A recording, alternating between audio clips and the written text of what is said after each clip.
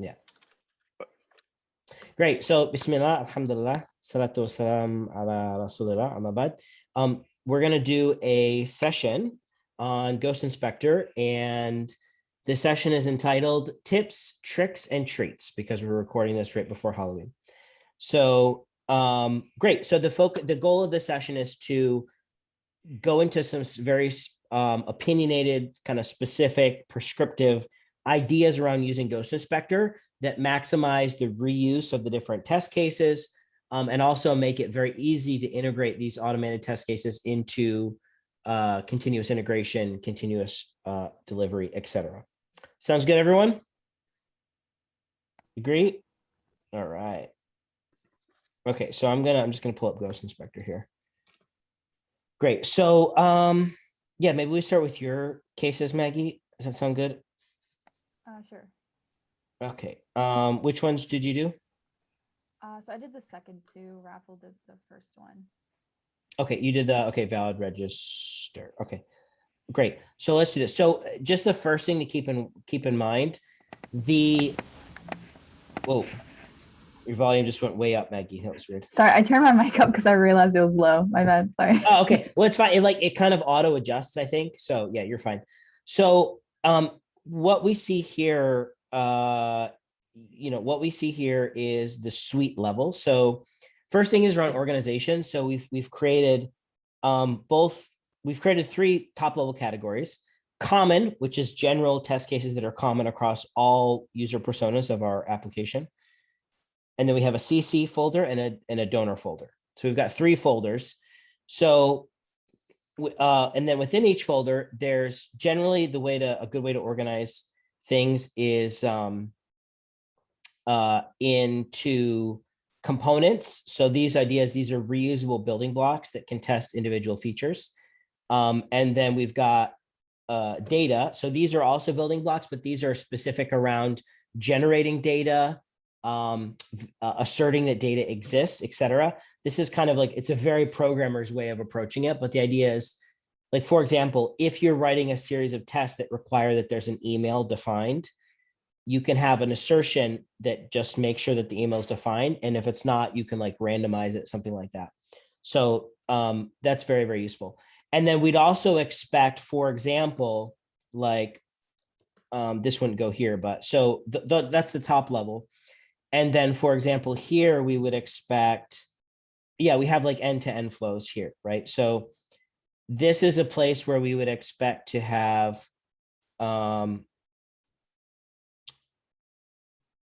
we could, for example, have campaign creation, right? So this would be the highest level, and this would be like an entire flow of testing something. So just in terms of thinking about organizing something, that sometimes it's very, very helpful. So we'll go in and we'll use this as the first test case. So first test case, that's that's confusing language. We'll use this as the example for how to maximize the modularity of the test, and also some tips and tricks and treats. Okay, so great. So it looks like, Meg, you've got you go to a dev server, and then I don't know what this is. Makes sense. You're clicking a link that says sign up. You input something into the first name field. Fine. You assign first name, last name. So, and I'm just doing a quick scan to see how human readable this is. So it's not bad. I would say, okay, this one. So probably this one, I would refactor the selector to be a little bit more human readable. So this is an area where you may want to use, so what does this do actually? Is this, oh, that's the button. That's just submitting the form. Is that right? Yes. Okay, great. Go ahead. So I got the browser, or it's called the plugin, where like you record yourself. Perfect. Perfect. And that's the right thing to do for the first pass. That's absolutely the right thing to do. So this one I would refactor. The way you could refactor the selector to be more human readable, I'm not going to actually change it because I don't have time to test it here, but this probably could be something like, if it's a link, probably A. If it's actually a button, this is the element. but you could do like contains text, and then I think you do like this. I think that's how you do it. I do have a cheat sheet on Notion, so take a peek there, but then you could do like submit. So this is more clear that when you see this visually, you say, okay, it's like the submit button or like register now. Like that becomes very, very clear. Okay. So I'm not actually going to change this because that'll break your test.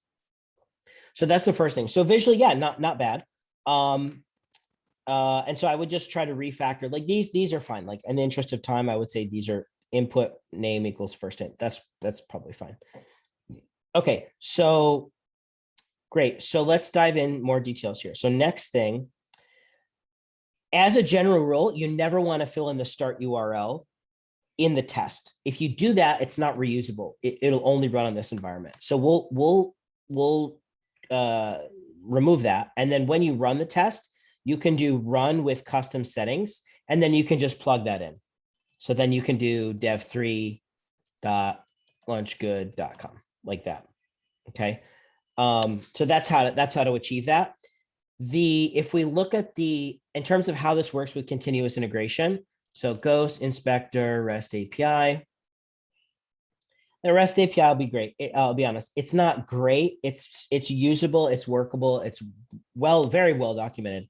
There are some shortcomings with it, which maybe I'll go into later, but generally it works okay, and it's suitable to drop this into our continuous integration pipeline.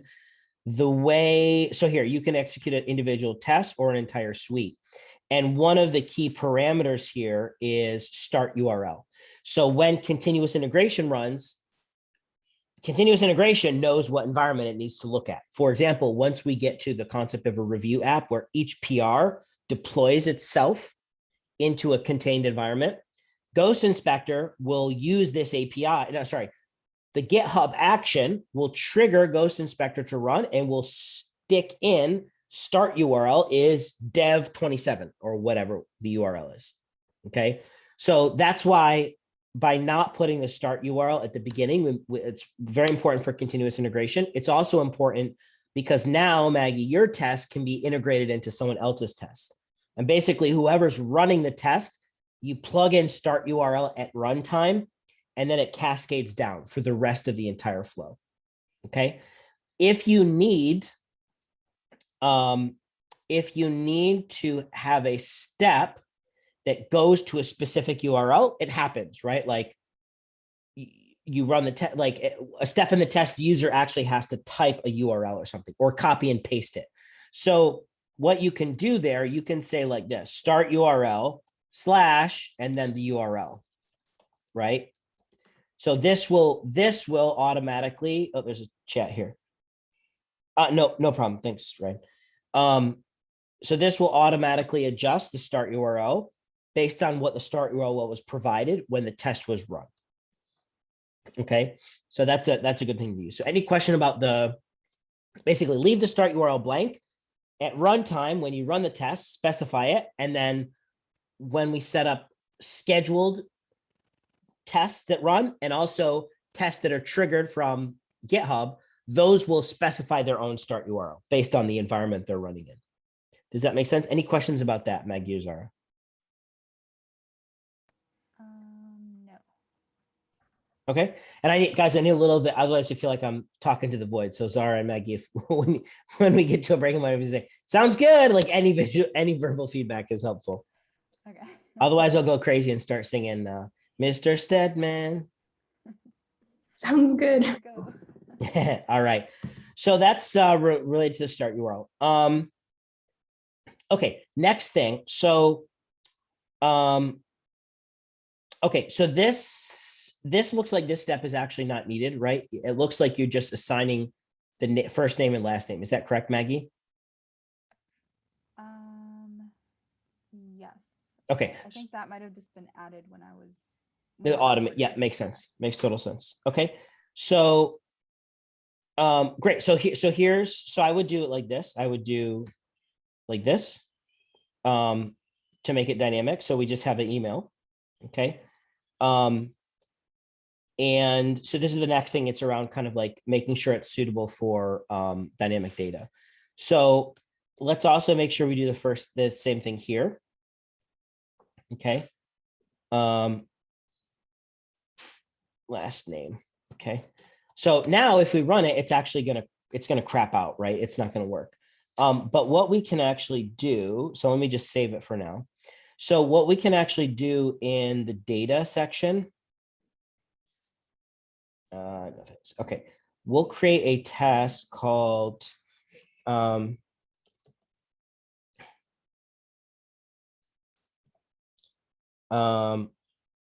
generate random, I'll just call it login. What is it? Login credentials. This was the register test case. Right. Makes sense. But in terms, okay, makes sense. But in terms of like when you register, you have to provide login credentials, correct? Yeah. Or what do we use for registration? Do we give country? What are the other things? It's just a few things. Let me pull it up. Okay.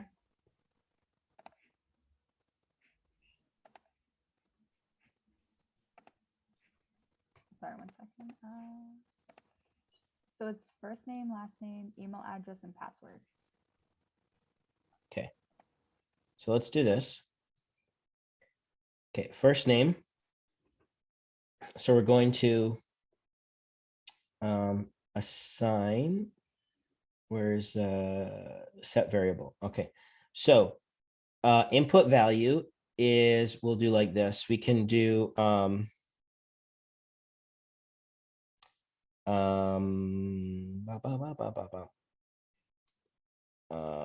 wait, I gotta think about this for a second. So basically, if it doesn't exist, we want to okay, I know how to do this. Okay, so next thing we can use, this is the treat of the trick or treat, is those inspector functions random data.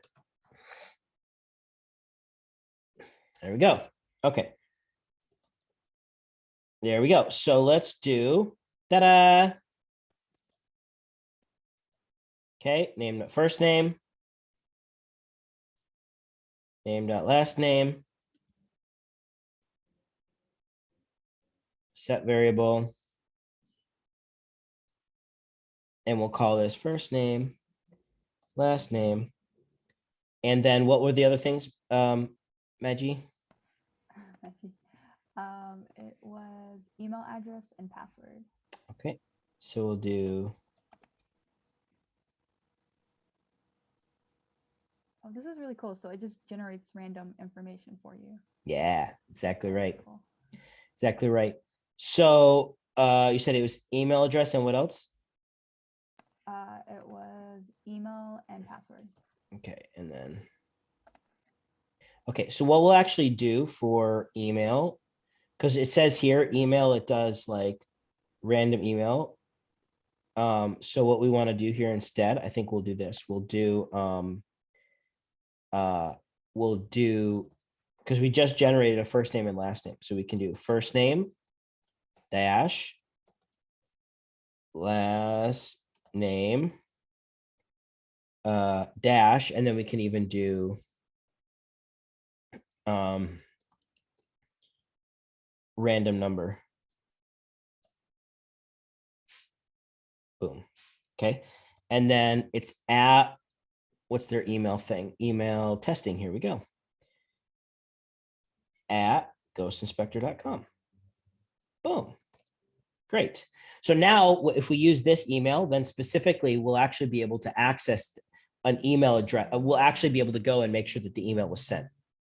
So it's like a public, it's like a very easy, instead of having to write test, to actually go and do Gmail. Okay. So we got email, and then, sorry, what was that for email? Password. Password. So no country? No. Okay. Excuse me. Man, I gotta stop smoking so much pot. No, I'm just kidding. I forgot this is being recorded. I'm joking. I'm joking for anyone in the future listening. I'm definitely joking. Okay, internet password. Boom. Oops. Boom, headshot. Okay, so then we'll call that password. Okay, now this is great. So this is the first step. So, and let's actually edit the name to be generate.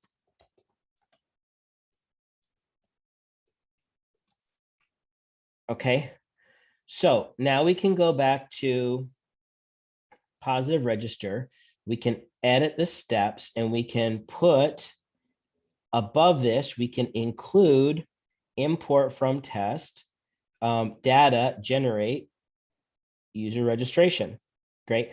Another thing, notes are very important. So after you do the recording, it's good to go and annotate. So here we'll say generate registration, generate user data for registration if it doesn't exist. And I'll explain if it doesn't exist in a second. And then a good thing to do would be go through and annotate. So like, given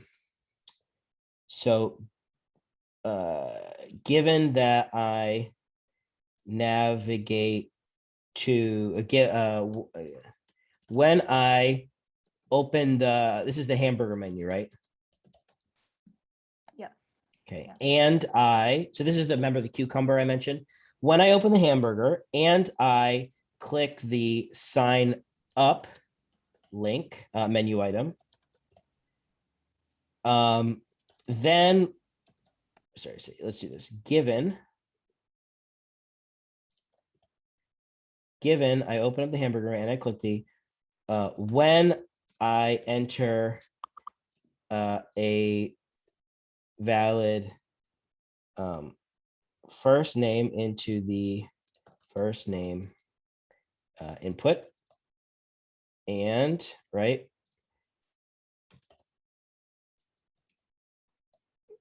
and then etc. And I enter a valid email.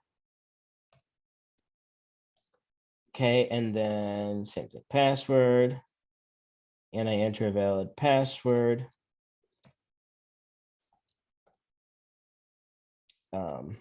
Then when I click the submit button,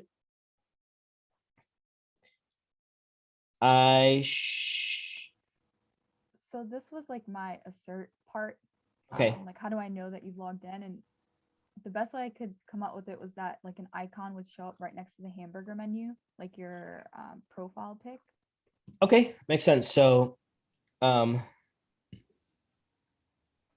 I click the submit button, then I should see what kind of icon is it?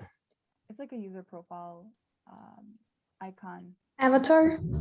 Avatar, yeah. Avatar. So it technically logs you in and then it shows your avatar next to the hamburger menu. Like it reloads the home page and it shows your icon. Got it. Okay, great. So this goes back to what we talked about in Toronto about like, we actually really don't have a donor experience. It's just like you log in and then nothing happens, kind of. I mean, I'm exaggerating, but yeah. Okay, great. So yeah, adding descriptions, very important. And you can see why the cucumber syntax is actually pretty nice to do it. It gives you a nice, really structured way of, given I do some preconditions, basically I have to navigate there. When I do a bunch of things, then assertion, right? So we'll save that. Now I'm actually going to go back to the data. Now, there's a feature in Ghost Inspector where we can have a matrix of predefined data we want to use. Other tests may also define data, right? So if we run, basically, if someone else included our test would now overwrite their data, right? Because we basically assign this randomly generated thing into first name, right? So that's a problem. However, Ghost Inspector has a way to deal with that. So we can say just like this through the magic of JavaScript. So when this will only execute when the condition is true. So we can say, and the way you put Ghost Inspector variables into JavaScript is just inside quotes, and single quotes or double quotes work. So let's say if we want to say if not first name. So basically this is saying, so the opposite would be just to make it true, just to make it false. So if first name is undefined, in other words, this is basically this is the long version. Let me make sure it's clear. If, so we do like this. This is what it's doing. Var first name equals first name, right? So we're getting the value from Ghost Inspector. And there we're saying if first name is not equal to empty, sorry, first name equals to empty, return true. Okay. Otherwise we return false. That's what we're doing. Is that clear? Is that logic clear? Yeah. And then this is the short way to do it. Basically the bang, this is, I think people call this bang or exclamation point. The exclamation point negates whatever this evaluates to. And in JavaScript, an empty string evaluates to false. An empty string is falsy. So the negative of the empty string becomes positive. So in other words, if it's not defined, run the test. And then we just do the same thing here. Add condition, return. Oh, what happened there? I think it, because I pasted it, merged them. It's too smart for its own good. Because I copied and pasted, watch what happened. It knew it was the same condition, so it made them one step. Wow. That's fancy. Okay, so this is return, not last name. So basically if these, so now if the variables are already defined, we just use them. We're not redefining them. So many different components can now, if they need user data, they can make sure that that user data is available using this, right? So that you can see how things become really modular. Return not email. Okay, and then add condition, return not password. Okay. And, I mean, it's clear what this is doing. I would say this, you don't necessarily need to put a note. I mean, if I was going to be really obsessive compulsive about it, I'd say we should have a note in every test field. But I mean, yeah, come on, we know it's just do it. So in the interest of time, I don't think we need to do that.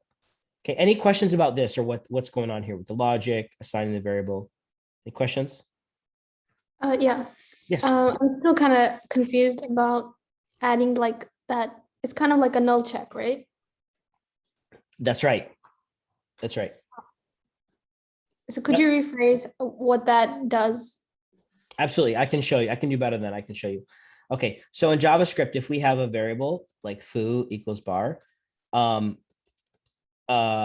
if I just evaluate foo, so I can do like not foo, notice it evaluates to false. Okay. If I do not foo, it evaluates to true. Because in JavaScript, strings that have text inside them are true. Strings that do not have text inside them, like no text inside equals blank. Okay. If I no text inside, that's false, right? No text inside, that's true. So a simpler way to see it, if no text inside, that's confusing example. Hold on. I'll just call it blank string. Okay. So if I want, I could do like this. If there's an empty blank string, right? Then I could say console.log string is blank. Okay. So the code I just write, is that clear? Just this one line. Is that clear, Zana? Yeah. Yeah. Great. So what's more kind of confusing is what it does with Ghost Inspector. Like when someone's running the test. Okay, sorry. You understand the Yeah. exclamation point. You understand the JavaScript. You understand what does GhostScript do with the JavaScript. Right. Got it. Okay, great. So the first thing thank you for clarifying. So the first thing Ghost Inspector does is because the last time I trained someone on Ghost Inspector, it was a non-programmer. And when I wrote this just like made their head explode. That's why I spent more time on that. I think if you're not used to PHP or JavaScript, this could make your head explode. So the curly brackets, I think hopefully it's clear that Ghost Inspector injects any existing variable. So any variable that's already been defined, you can put it inside a string by doing a string with the double brackets, just like a mustache or handlebars template it sticks the value of whatever's been defined already into that. Okay, so what's going to happen here when this runs, if first name was defined, this will look like this. This will say, it will be like this. But if it's not defined, it will be an empty string, right? In a case of the test we're writing now, it will always be an empty string because we're not defining it explicitly. So this will, in our case, it'll always be an empty string. But if it was previously defined, it will just evaluate, it'll spit out what's been already defined.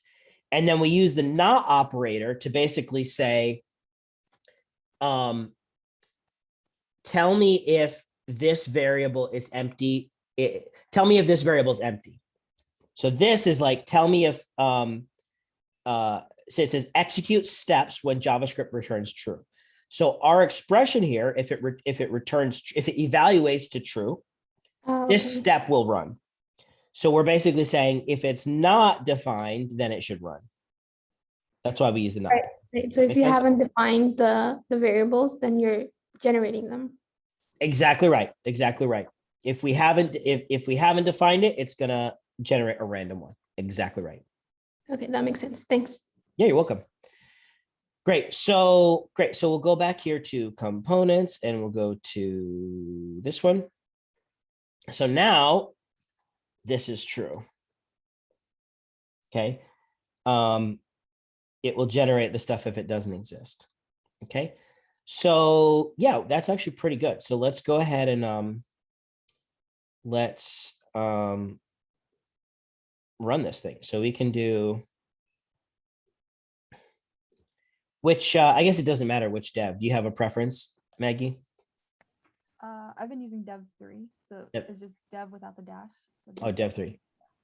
Launchgood.com like that. Yeah. Okay, great. Let's give it a shot. Here goes nothing. We only got 30 seconds. So now while we're doing that, so just keep in mind the settings, it's like a cascade. What does cascade mean? It means at the settings at the lower level overwrite anything that was defined at the higher level. So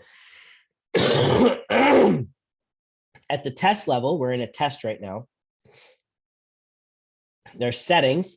We can override these settings. And for example, one of them that's relevant for everyone to know about is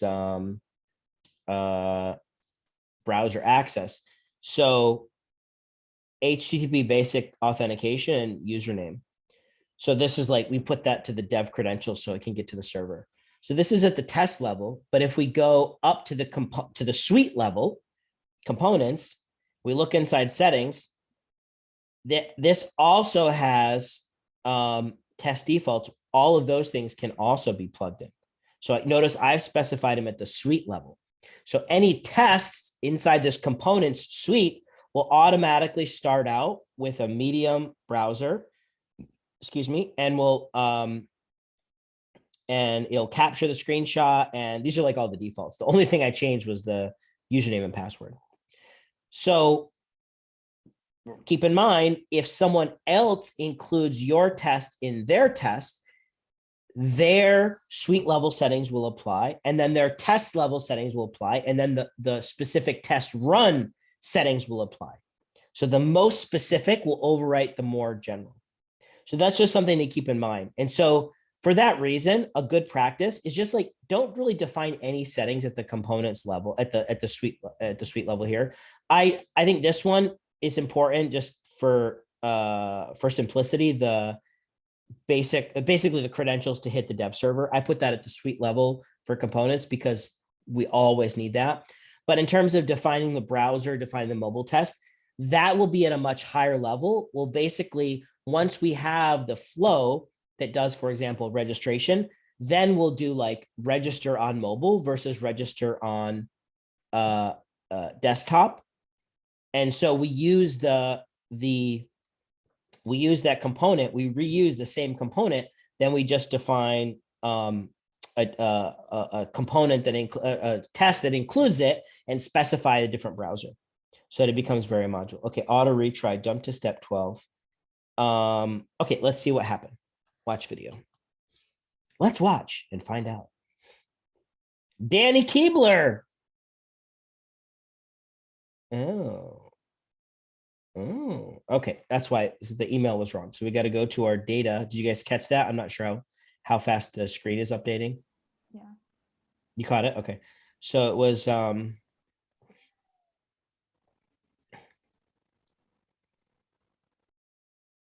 oh, email's been defined someplace. Okay, where has it been defined? Oh, I think if I remember correctly, I may have defined it within my. Ta-da! There we go. Yeah. Okay, great. Great. No, so you did the right thing. Like this is actually a very valuable feature, but we're kind of like through my experience, I found out this is a more effective way of doing it. We started out doing the same thing when we did this at Blossom, and we found this way of like actually just having a step that randomizes it rather than defining it with the suite level. So you didn't do anything wrong. Okay, let's run it again. Let's watch. Let's see his reaction after the break. I had a question while we were waiting. Sure, absolutely. So for the screenshot, so under the video recording, it says screenshot. So sometimes that fails for me. Do we need to like worry about that too much? Or what does it do exactly? And do we need to worry about it? Great question. So actually, there is a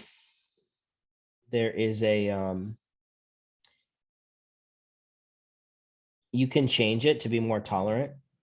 You can say like 25% difference. So we can also turn it off. Like we could turn that off if we want. It definitely makes sense in some cases. Like it probably makes sense to have on for this. Let's do we need to set something? So yeah, we can say yes compare, but we can just creep it up a little bit to say like 25%. Okay, it's good. It's good. It's helpful because sometimes if everything just explodes, you'll see it very easily. Like if the whole thing, if the page is like it loads, but it's blank or something, it's good to catch that. So we we must have at least one resolution. Okay. Does that answer your question, Maggie? A little bit. What is it exactly? Like, what is it you? Sorry. So what it does, the last step of your test, it takes a screenshot. And then when the test finishes, it compares the new screenshot with the previous time it ran and passed.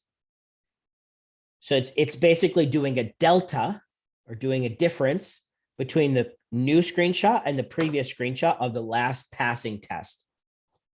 So it's basically making sure you didn't break the layout. Like, let's say like we added something and it pushed something off the page or pushed it down. The sizing got all screwed up. This is an easy way to automatically detect that. Does that answer your question? Yes. So that would be very useful for like front end, like Zara or Raffle. Absolutely. Are you saying they break stuff a lot, Maggie? You're being recorded. No, I'm just kidding. I'm joking. I'm joking. Zara didn't mean anything. I'm totally kidding. How did I don't know what I did here, but I can't figure out the. Let me just cancel. Let me edit it again. Let's do this. Test defaults. We just wanted a more tolerant. There we go. We're tolerant Muslims. Okay, so. Okay, what happened now? Oh, element not found. Woo. Oh, I didn't plug in that was my fault. Okay. Oops, cancel. Yes, cancel. So I didn't do so when it's a little bit annoying because you have to plug in the start URL every time you run. I mean, we could temporarily, here's what you can do. Just for when we're building the test, I found sometimes it makes sense to just actually add in, or even we could just do it. We just delete it later. As long as you don't forget to delete it, we can just put it on like this. Just remember to delete it later, just to make it easy for testing, right? Because I forgot to plug that in and that's why it failed. I had another question. Go for it. Any questions, just jump in. You don't need to ask. I mean, you don't need to ask, just ask. So do we have like a number of tests that we can run a month? We do. So don't worry too much about that because we're going to be way under the limits initially. We will start worrying about that when the tests automatically run for every PR. And the way we'll mitigate that is we'll make sure only certain, only very limited set of tests run automatically. Okay. Okay. But don't worry about too much of it for now. But it's great. It's a great question. Yeah. So we should be, inshallah, we should be okay initially. Okay. If I want to make tests based on screen sizes, I would just go in and adjust that in one test instead of making. Great question. So I think the right thing to do there is, so the functional, I think it's important that the functional steps, because I assume, correct me if I'm wrong, Zara, but I assume most of the functional steps of like you put your email in the email field, you put your first name in the first name field, those are basically at parity between mobile and desktop, correct? Yeah, in very rare cases would something move, but I guess the selectors and all would be the same. Okay, great. Fantastic. I'm glad that was the answer. So this makes it really easy.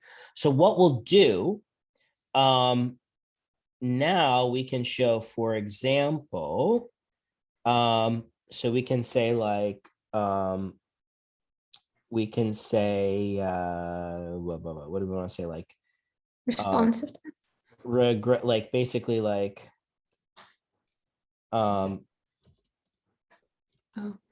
like test auth related things. Okay, so what we'll do now, we will, we'll say like register on mobile. Okay, so we'll create this, and then all we do is we go and we do boom, register, boom. And then we will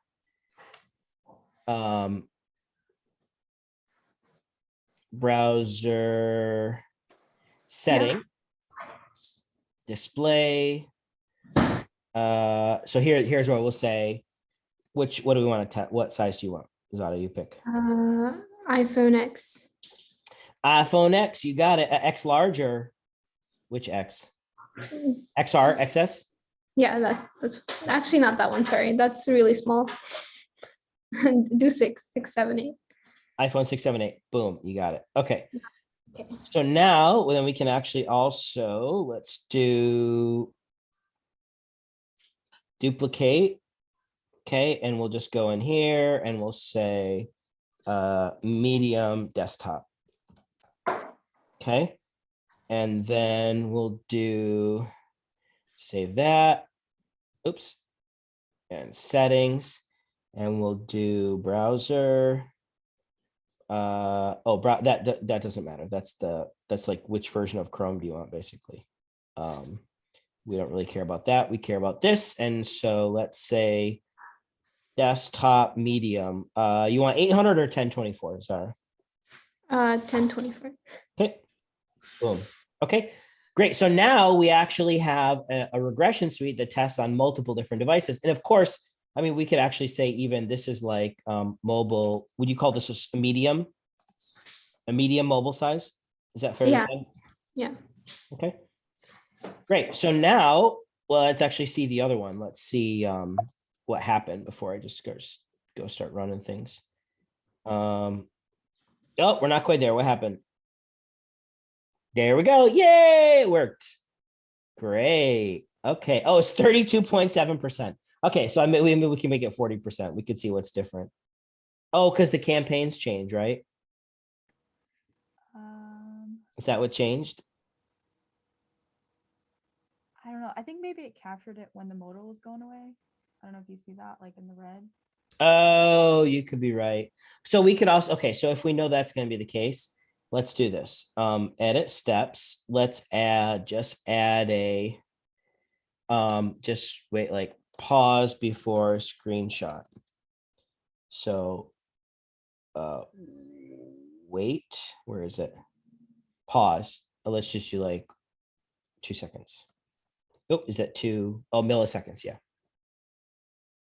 Okay. And by the way, the assertions, when you assert something, it actually automatically waits and just waits till that element is present. You don't have to add like, wait 1 second and then make sure. It actually just, it pauses further execution until the element's present. And that's actually a default we can set of how long it waits if we need to increase it. But it looks like so far, alhamdulillah, we haven't had to. Okay, so let's try this again. Oh, let's actually accept the new baseline. Yeah. Okay, great. So alhamdulillah, looks like that did fine. And then now let's make sure we did the test defaults. Okay, so now I'm going to go ahead and do a run here on dev3. Not possible. Good. Okay. Now we can override it. Now remember, if we override it, it's going to overwrite the individual testings. There we go. So now it's running both on desktop and on mobile. Let's see how it does. Let's watch and find out. Hopefully this will be done soon.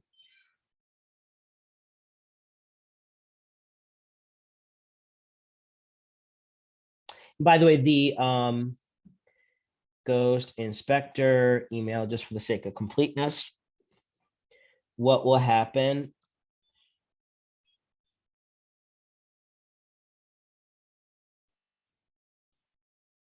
There we go. So all you need to do, whatever their Ghost Inspector username was, and actually we should change the test so it automatically says like username. So let's see. Oh, there we go. Okay, great. So their username was this. That was their email. So their username is just this piece. So for Ghost Inspector, you just go here and it has like a public. I'm surprised it didn't send an email. Do we have emails turned off on dev? So that was actually going to be one of my questions for you today, because Great. one of the test cases I'm working on requires to like go to the email and like click on a link and stuff. So for dev servers, what we have is we set up an email. So right now I have my email in dev3 and I get sent all the test emails. Got it. So we need to fix that. So yeah. So dev environment needs to send real emails, and then let's make sure. And in the dev data, is it scrubbed like the user emails? Are there any user emails that are actually the same, like their actual normal user email? I think they are, because the database that we use is, I believe it's So- production, but I'm not sure. So You have to ask, right? okay, so that's the next thing we need to do. We need to make sure that the dev data is scrubbed, and then we just send the emails to the normal email account. Right? That's the right thing to do. Yeah. Okay. So, okay, great question. So that's why I didn't show up, but normally it would show up like, yeah. So if I do, yeah, let's say like, just for example, what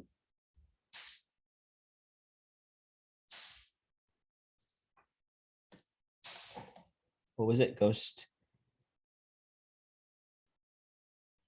Inspector.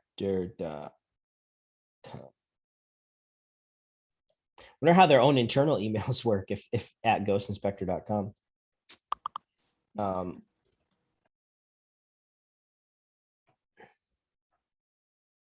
Okay, so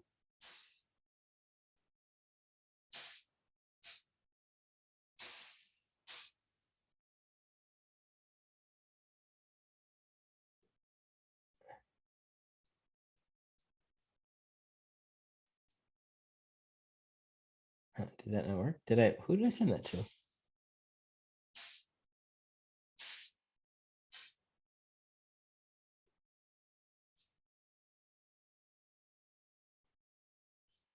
Oh, it might just be slow.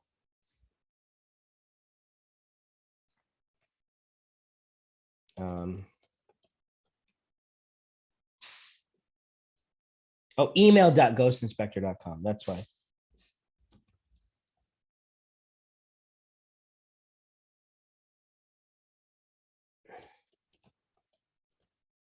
Ta-da! There you go.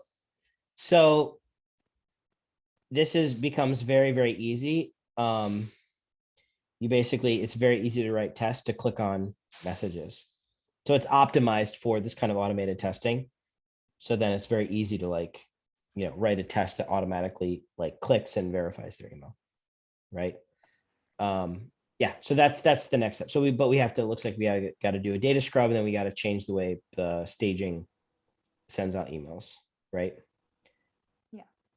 Cool. So now, cool. We look over here, we can see, let's look at the mobile. Watch video. How come no videos like that? Seems like the wrong. It's like landscape. Oh, we did. Okay, I chose landscape. Yeah, you're right. Display options. Oh, I did chose landscape. That's my bad. iPhone 6 portrait. That's what we want, right? Okay, so let's run this sucker again. Medium mobile, more, run with custom settings. We don't need custom. I already set it up for the whole, no, maybe not. I don't remember. HTTPS dev3 launchgood.com. Boom. But then we can also, yeah, I mean, you can see how by keeping it modular, then we can quickly define like, hey, we want to make sure nothing broke both on desktop and on mobile. The modular test, we just include them in a different suite that has like the different browser sizes, or even, for example, like older versions of a browser or whatever, right? We can do that like this. But I think the main thing for us is like large desktop, medium desktop, maybe, and then like medium mobile. And I guess, Zara, what's our current focus today in terms of the testing matrix for resolution? I usually do medium mobile Okay, and medium desktop. makes sense. Also trying to get in a tablet sizing in. Makes sense. So once these tests start to get defined, then it's easy. It's literally just we just copy, paste, change the browser resolution, run. It can run through 1,000 test steps if it needs to. Yeah. And I feel like there was some conversation about Safari. I don't remember. You said they don't support Safari.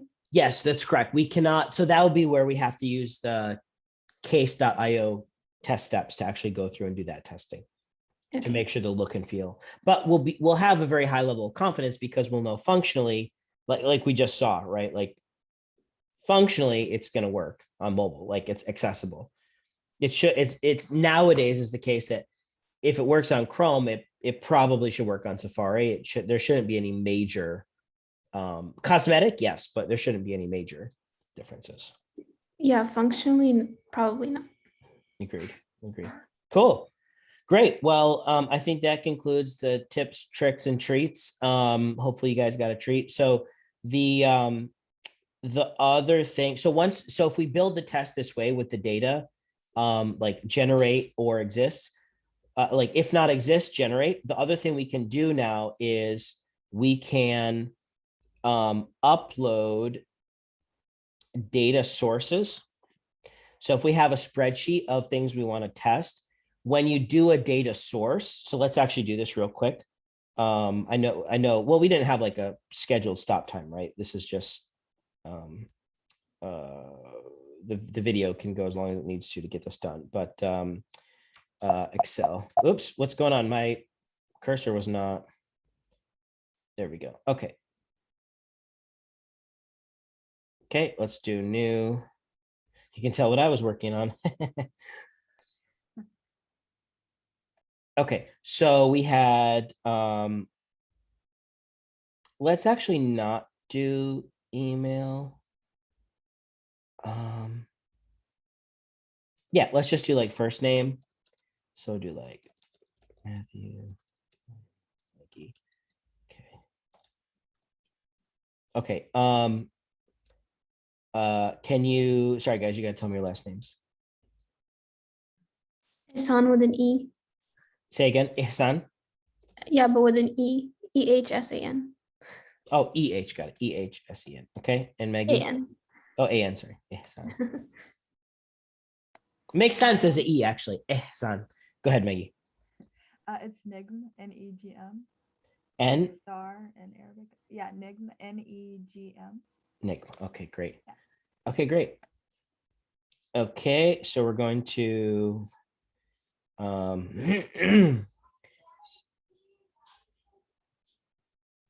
what's that? By the way, do you want to come say hi to Maggie, Omar? You want to sit in the what chair? The business chair? Give me my office chair. Okay. Sample test data matrix. So this you can see how this would be very useful for campaigns, right? You could have like a bunch of campaign, like all the steps associated with campaign creation. You just make a spreadsheet of them, right? But okay. So we're gonna upload a spreadsheet. Okay, up to 1,000 rows. Or like, for example, donor onboarding, campaign creator onboarding, like different countries, different like organization versus an individual. Okay, just say like, yeah, that's fine. Okay, and then we're gonna go back to here. Okay, let's do this. So we already did, Omar, I need you to go in the other room just for a second because I don't want the sound of that on the video because I'm recording. Okay, so we did, okay, so great. So we already have we've got desktop and mobile. Cool. Next step, check this out. We're gonna do run with spreadsheet data, select file and review. I can actually do this and it's gonna run 3 separate tests across 2 different browsers. Oh, that's really cool. Yeah, That's really cool. We should do this with our test cards. agree. What are our test cards? Just like Visa and the Aiden testing cards we have. Oh yeah, agree. Yep, absolutely. That's a great idea. That's a great idea with the different test cards. Totally agree. So now, if we look at each of these, it has 3 runs in progress, right? 3 different users. And now it's a silly example with first name, last name, but you can imagine, I'm imagining like campaign creator sign up. I'm imagining campaign creation. So you could have multiple different campaigns that they're creating and trying to go live, like different types of campaigns, etc. So it starts to be very useful for those things. Still running, and notice it's running in parallel, which is nice. There's 3 running in parallel. I have a general question. Sure, for it. So if I want to make if I want to make a whole bunch of tests for like user profile, right? I'm gonna put that under common, but like without messing up order. Like Well, do you have to go through someone or can I just go ahead? Sorry, say again. You said without messing up order. What do you mean? So like file structure, is there something I should be following? Or No, we there's no order or rhyme or reason here. Just like whatever components you need to create that are common, you feel free to throw them under here. all right, cool. Yeah, great question. So, you know what I did, guys? I screwed up. So let me do this again. Run with. Oh, I guess when you do this, it doesn't.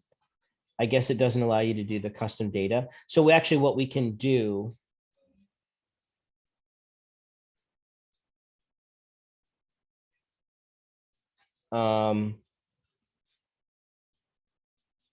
Yeah, this is what we wanted to do. Rather than just do it on the fly, this is actually what I wanted to do. Launchgood.com. Data source is this one. So I already uploaded that data source and then I specify the start URL, and that's what I want to do. They all failed because I didn't specify the start URL. So there we go. This should work. I think it took 34 seconds because it's waiting for the for something to happen. Hold on. Is there someone at the door, Omar? Huh? Is there someone knocking on the door? Let's see. Daddy, go open the door. Hold on.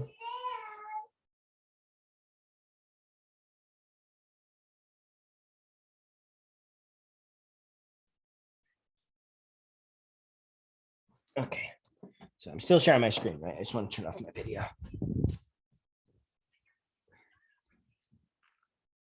Oh, no, there's no one there. Okay, I think it was probably in your video, Omar. All right, so ta-da! Yay, we just ran 3 separate users times 2 different browsers. We just ran 6 passes on the registration step. Pretty cool. Yeah. Go team. Go team. Like we increased our productivity by 6. Right? So pretty cool. Great. So and then of course it does at the end. We should have got a screenshot. Yeah, 8% baseline change. That's pretty cool. Nice. And notice because I didn't put in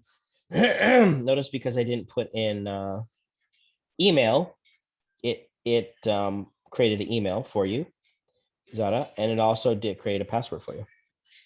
So there you go. Great. So any other questions? I think that's it in terms of tips and tricks for now. I think if we follow those, rules, so just to summarize, don't plug in let's go delete it before I forget about it. Don't plug in a start URL in your components. That allows us to keep them modular. Create for data that you need. It's helpful to create a individual step that just generates the data conditionally if it doesn't exist. And then we'll, in terms of testing different resolutions, keep the component neutral in terms of browser. Basically, the component will test the different functional steps, putting in the data, clicking the buttons, etc. And then we'll have a higher level test that basically will be one test that's for browser, one test for mobile, etc. And that will import the other components to do that. Okay. Any questions on anything? Anything we covered? Not on my end.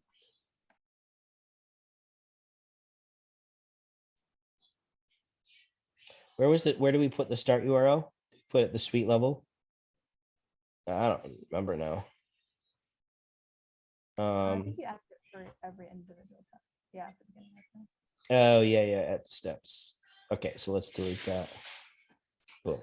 Just keep it blank. Okay, great. All right. Any questions, Anna? No, all good. Great. So I'll post this. I'll post it up, and happy testing. Awesome. Thank you. All right. Cheers. Thanks, guys. Gals. Thank you. Y'all. Y'all.